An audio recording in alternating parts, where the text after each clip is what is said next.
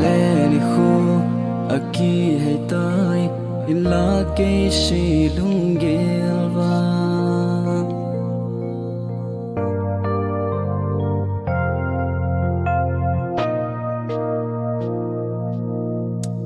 phật le ni khu aki hay tai ila ke shi lungelwa ki khel na thelo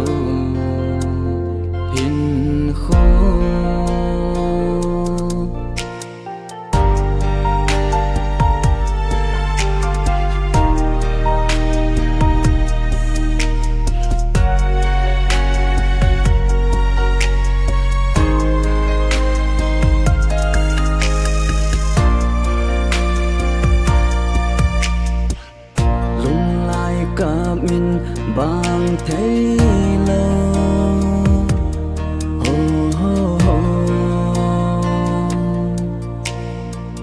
nắng nhìn vàng lung thấy xe linh nay đó là ta hi ti đừng nay đã gôn hầm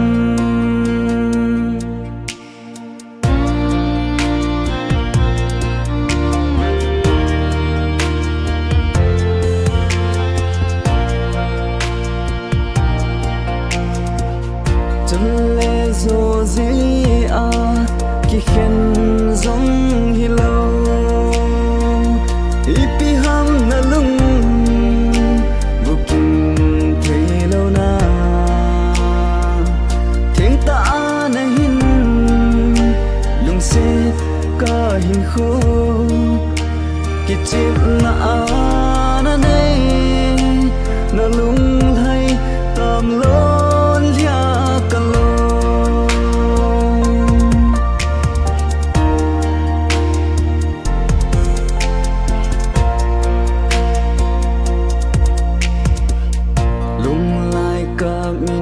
bang thấy lâu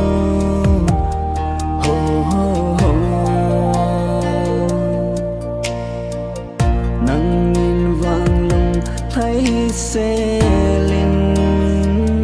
nay đã là ta hi ti đừng nay đã gôn hầm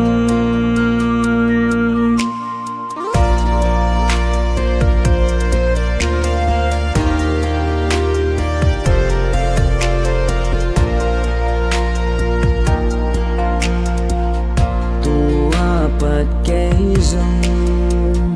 cả lối khi thì hôn linh tinh đắm sông ở đinh ghé ta buông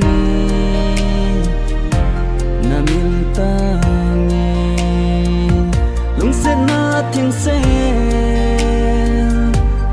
cả na pe kha se kahi lung lai cập hiên bang riêng tan